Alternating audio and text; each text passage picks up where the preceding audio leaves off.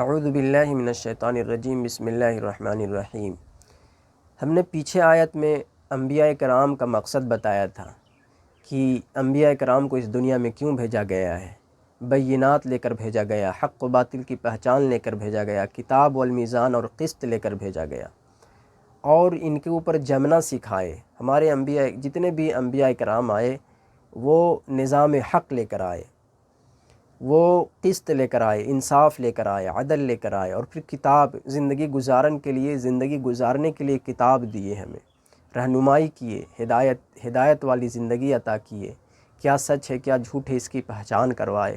تو جتنے بھی انبیاء کرام آئے ان کا ایک مقصد تھا، اور ان کا مقصد یہی تھا جو پیچھے آیت میں گزرا ہے، وَلَقَدْ أَرْسَلْنَا رُسُلَنَا بِالْبَيِّنَاتِ وَأَنزَلْنَا مَعَهُمُ الْكِتَابَ وَالْمِيزَانَ، یہ جو لانگ آیت ہے۔ تو اگلی آیت یہ جو 26 نمبر کی ہے، یہ پیچھے آیت 25 نمبر کی تھی، یہ آیت 26 نمبر کی ہے۔ اس میں بھی انبیاء کرام میں جو اولاد جو یعنی ان کی امت میں جو فاسق بن گئے اور بہت سارے ہدایت یافتہ تھے، اور ہمارے آقا دو جہاں صلی اللہ علیہ وآلہ وسلم یعنی محمد صلی اللہ علیہ وسلم سے جتنے بھی انبیاء کرام آئے ان کی نسل کیا تھی، اللہ تعالیٰ اس آیت میں بیان کر رہے ہیں، سورۃ الحدید کی 26 نمبر کی آیت میں۔ وَلَقَدْ أَرْسَلْنَا، بھیجا ہم نے رسول پیغمبر، ارسلنا نوح و ابراہیم، نوح و ابراہیم میں، وَجَعَلْنَا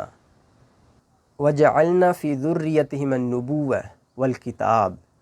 نبوت والکتاب، اور ان کی ہی نسل میں، ان کی ہی اولاد میں نبوت اور کتاب، یعنی جو سلسلہ چلا ہے نوح و ابراہیم کی، نوح آدم ثانی مانا جاتا ہے نوح علیہ السلام کو، تو ان کی ہی نسل میں یعنی جتنے بھی آپ صلی اللہ علیہ وسلم سے جتنے بھی پیغمبر گزرے ہیں وہ نوح علیہ السلام کی نسل میں سے تھے یا پھر ابراہیم علیہ السلام کی نسل میں سے تھے، چاہے بنی اسرائیل چاہے بنی اسماعیل، یہ دونوں نوح علیہ السلام یا ابراہیم علیہ السلام کی نسل سے آتی ہے۔ تو جتنے بھی پیغمبر آئے انہی کی نسل میں آئے۔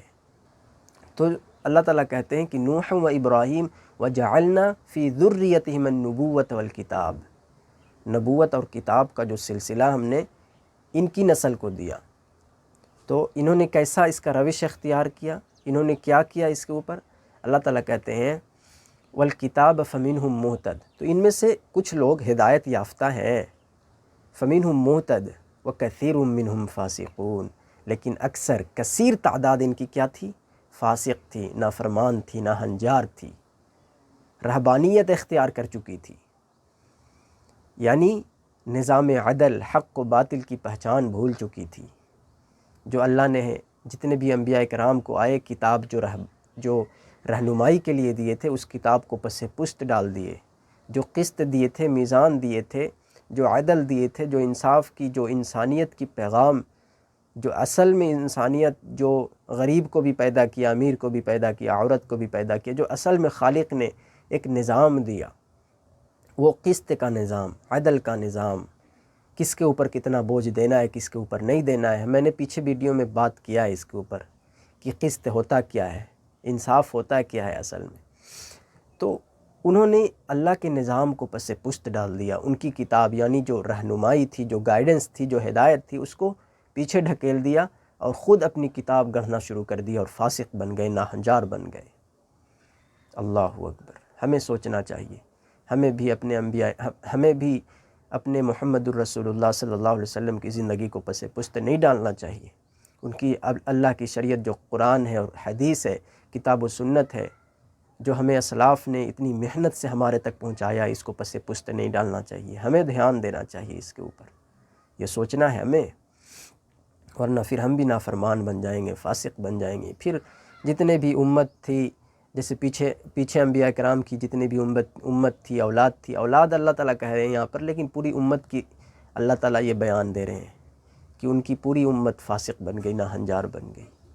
تو تم بھی نہ ہو جانا، یہ محمد صلی اللہ علیہ وسلم کی امت کو پیغام ہے کہ تم بھی اپنے نبی کی سیرت کو نہ بھول جانا، اپنے صحابہ کی سیرت کو نہ بھول جانا، اپنے